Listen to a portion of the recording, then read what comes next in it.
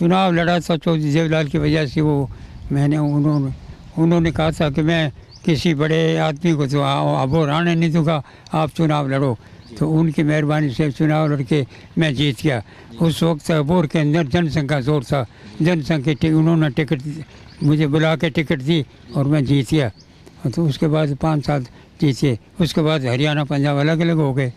फिर यहाँ पर चुनाव लड़ने का ये यहाँ चौधरी देवलाल का इलाका है ये, तो चौधरी देवलाल चुटा लेके मैं भी चुटा लेके उनके साथ संबंध थे, तो उनको हम सपोर्ट दे रहे। जो जिससे वो समाज में जिससे पॉलिटिक्स में वो इकट्ठे हुए, हमने उन्हीं को वोट दे दिया। नमस्कार, मैं हूं प्रमोद और आप देखना शुरू कर चुके हैं दी-सड़कनामा.com।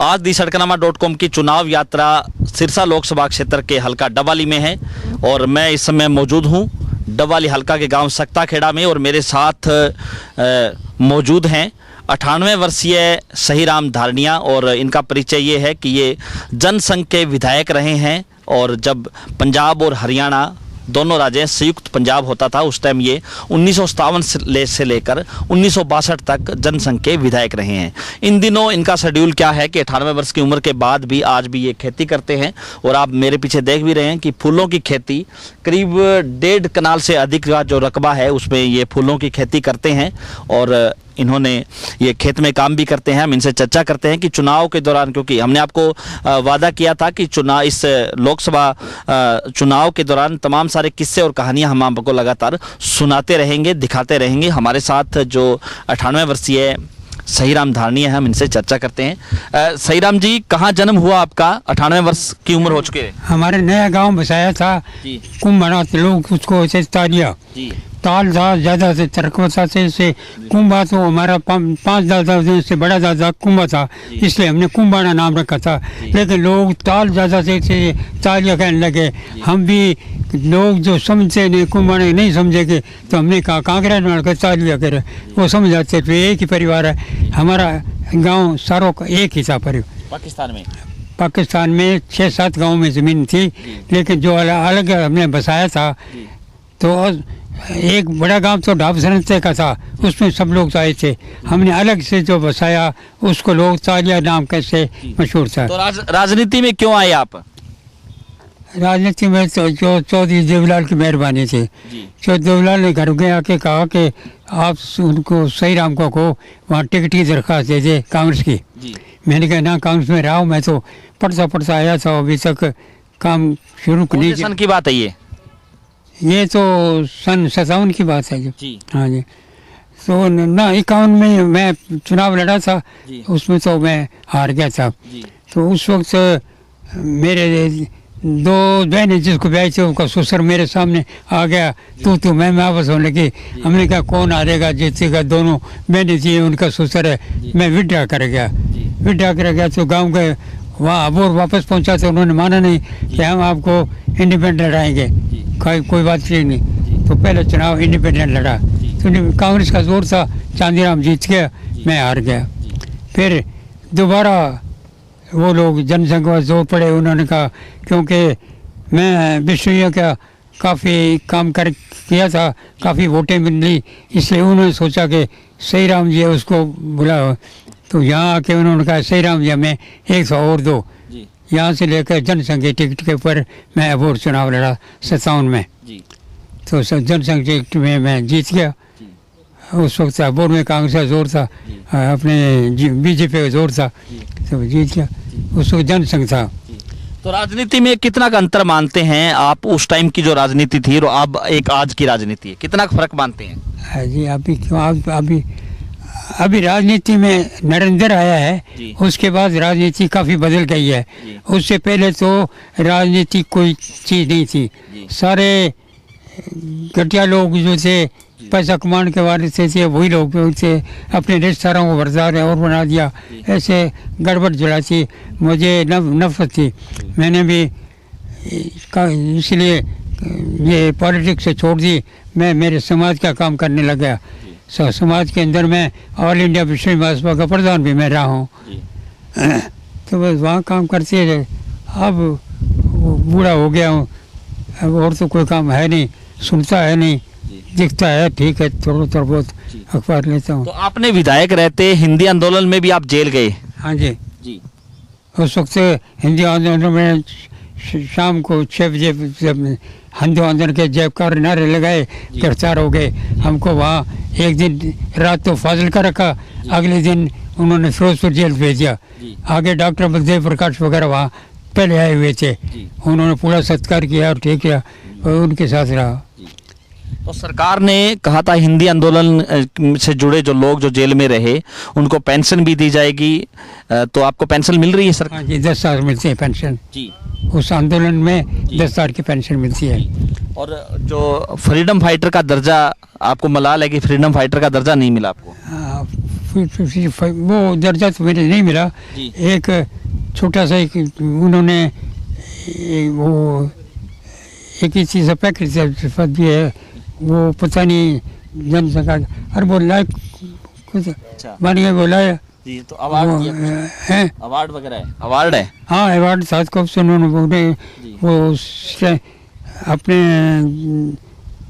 फाइटर तो नहीं वक्त बनाया उन्हें, लेकिन आंदोलन में शामिल हुआ था, उसके लिए वो 10,000 पेंशन भी देती है उसका। जी।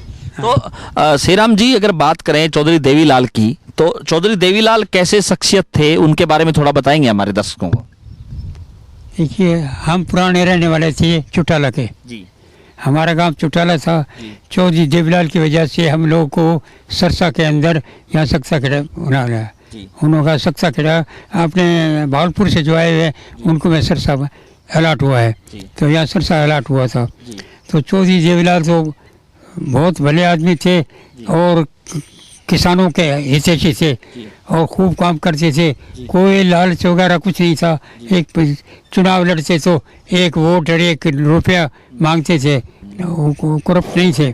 हाँ, वो किसानों के हितैषी थे, पैसा खाते नहीं थे, ईमानदार आदमी थे और इलाके के अंदर उनकी बहुत पहुँच थी। और उनके साथी थे रामदयाल वैद्य वगैरह, ये थे उनके साथी थे। वो सब यहाँ पंजाब के रहने वाले थे, लेकिन वो काम डबल हल्के भी करते थे। तो चौधरी देवीलाल श्री के आदमी कहाँ मिले अब तो उन्होंने चौधरी देवीलाल ने लोग तो जाके पाँव छूते थे, लेकिन मैं मिलता तो हाथ मिलाते थे मुझसे और हर एक काम के लिए बुलाते थे, श्रीराम जी को बुलाओ, श्रीराम जी को बुलाओ। ये नीचे से यहाँ डेरे निकली थी, तो उसमें प्रताप सिंह का और उनका आपस में तू मैं हो गए थे। उन्होंने कहा मेरे इलाके में पानी क्यों बेचते हो गए, और तू क्या करे, उसके जब हम भी लट लेके आ जाएंगे। जी। ये दिया है मातृभाषा सत्याग्रही, ये दिया है पहचान पत्र। जी। इसमें हिंदी आंदोलन 1957 के दौरान मातृभाषा की रक्षा करने हेतु प्रताड़ित किए गए एवं जेल यातनाएं सहने वाले नागरिकों के निर्भीक संघर्ष के लिए प्रदत्त ये अवार्ड आपको मातृभाषा सत्याग्रही जो है उसका हिंदी आंदोलन का पहचान पत्र है। जी, थैंक यू। तो हम बात करें कि आपके जो अब आपका जो जीवन है वो कैसे व्यतीत हो रहा है, सेहत आपकी कैसी है? 98 साल उम्र हो गई आपकी। अब जीवन का क्या बात है, तो थोड़ा बहुत से खेत में काम कर लेता हूँ, भूख नहीं लगती है, कई साल हो गए, लेकिन घर वाले कहते हैं खाओ खाओ, तो थोड़ा बहुत आधी रोटी पौन रोटी इसी खाता हूँ। दूध जरूर मैं सुबह दोपहर शाम को पी लेता हूँ और भूख नहीं लगती है, रोटी नहीं खाता हूँ। तो और तो कोई काम है नहीं, बस समाज का काम किया। समाज में विष्णुओं का ऑल इंडिया विष्णु महोत्सव का प्रधान में रहा, सारा मैंने किया। वहाँ मुकाम के अंदर वो पंचायत बनाई, वो मैंने बनाई, सब काम मैंने किया। सब करके मैंने तो सब छोड़ दिया लोगों को, आप जानो। तो अब आप फूलों की खेती करके अपने आप को संतुष्ट महसूस कर रहे हैं? फूलों की खेती तो भाई अपने को अर्जीब है, उसने और मेरा पोता है वो खड़ा है, इन्होंने तो सलाह करके बनाई कि मैंने कहा फूलों की कौन सी खेती है।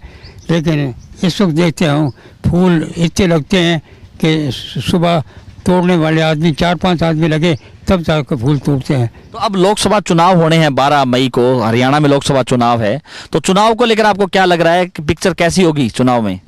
ऐसा है कि नरेंद्र ने काम करने वाला आदमी है, वो उसने काम किया है जो कुछ किया है, और निडर आदमी है, वो पूरा पूरा कुछ है, जो काम करता है एकदम कर लेता है, परवाह नहीं करता है कुछ की है। वो एकदम जो करेंसी बंद की थी एकदम बंद कर दिया और सब कुछ किया, तो आदमी काम करने वाला है। अब देखो आगे इसको क्या होता है।